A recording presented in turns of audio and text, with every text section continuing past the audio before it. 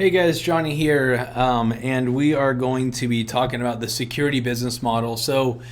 It's important that you understand the way that our customers operate, because the more intimate knowledge we can have of their day-to-day world, the more we'll be able to identify with them, and really help step into that trusted advisor role, not only for reporting but just helping build rapport, and have empathy for the challenges that they face. Let's run through this. So typically at the management level, so we're going to kind of break down the roles in the organization and then the services they provide and for their customers, so you can kind of get a full insight. Imagine we just kind of take the roof off of a security operation. We take like a 10,000 foot view, see all of the moving parts. This is what we would see. So at the management level, let's go ahead and pull this up. So at the management level, we'll call this, there will be a couple of different roles. So, typically there will be, we'll call this operations role. So ops and operations will do things like, they will focus on staffing. So always, hiring and staffing positions. They will do uniform management. They will do account management. So they'll have their own customers. Sometimes they're also in a sales role, but this could also be split out. So this is we call this sales or BDMs. Which is what they will refer to it as, business development managers. Sometimes that's a mixed role. Larger organizations, when they start to get past 200 guards, they'll have an individual sales team. They'll also have HR/scheduling. So this will a lot of times be the people that are doing interviews or actually placing guards at certain sites, managing the schedule in the day-to-day. Then there also could be admin and finance. And then, of course, a CEO, president, that would sit in that role. Now, these people typically work during the day. So we'll call this daytime.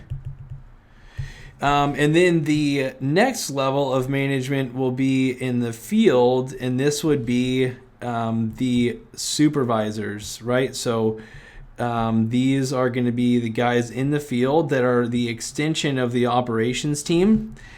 And they are going to have a role where they are, so some of them will only be in a management role. So the ones who don't have a split focus, they will be doing things like post inspections. So going and checking up on guards. They will do things like trainings. They may handle call-offs. So if a guard calls off. So they're out in the field, they're in a car, and they are basically working overnight, and handling any issues. They may go to sites that have incidents and stuff like that. Now the main service that they're selling would fall into one of two categories for the most part, the ones that we will focus on. The first category would be patrols. And remember earlier I mentioned that supervisors may only do these auxiliary items, or they may also be a hybrid and they're in a car visiting multiple accounts that they are kind of doing a supervisory role, checking on the guard, making sure that he's there and that he's working. But their other half of their time they may be selling patrol stops, or they may be actually servicing patrol stops. So the company may do patrol stops in which they're going to visit, this will be one guard visiting more than one client. Right, so they're in a car and they're typically going to sell anywhere between 1 to 4, they call them hits or stops per night. And those stops will typically last 10 to 15 minutes. And a good example here would be Let's say that there is a lockup or a medical building that closes at 9 p.m. So the patrol service may go by at 9 p.m. and lock up all the doors.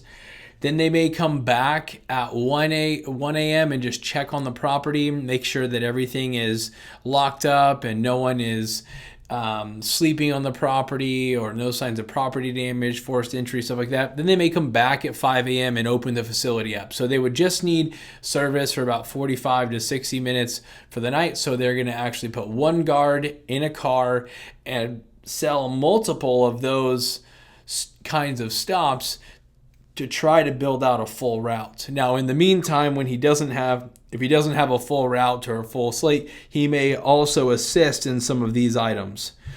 The bulk of the work for most of these companies, there are some companies that primarily just do patrols, but the bulk of the work would be standing guards. And so, or these could be standing / static. Those are the two references you will hear. So standing or static guards, and they will be basically one guard, one plus guard, so it could be one or more for one client. Okay, so they are servicing a single customer. It could be one guard, could be multiple guards. They could be around the clock. They could only work, these shifts will typically range from 4 to 12-hour shifts. And they will serve and work in any number of industries. So these guards will be on site. Sometimes they're in a role where they're like at a gated entrance of an HOA.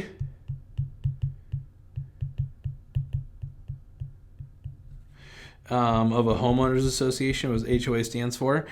They could also be at construction sites. They could be at hospitals. They could be at schools. A lot of them are at apartments or other residential sites. A lot of them are in retail or commercial properties. They could be at businesses. Right? They could be doing like concierge work.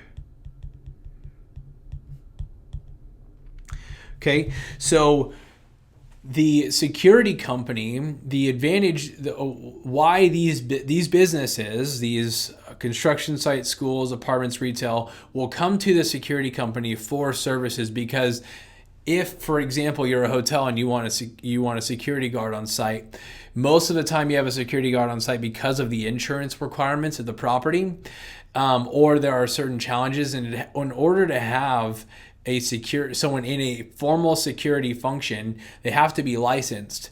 So instead of going through the process of licensing and being qualified to hire security officers, you would go to a contract security company and pay them to do all of the staffing, license the officers, make sure that all the qualifications are there, right? And so you alleviate yourself of a lot of the headache.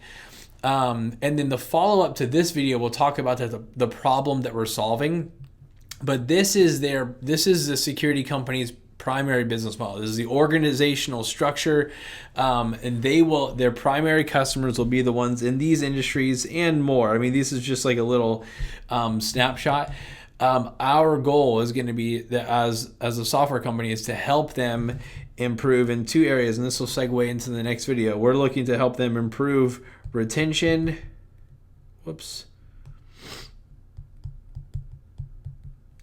And sales, right? So they help them grow their business. And the way they do that is making sure that what they sell their customer, the officers actually deliver. So in the follow-up video, we'll talk about the problem that we're really designed to solve. All right, thanks for watching.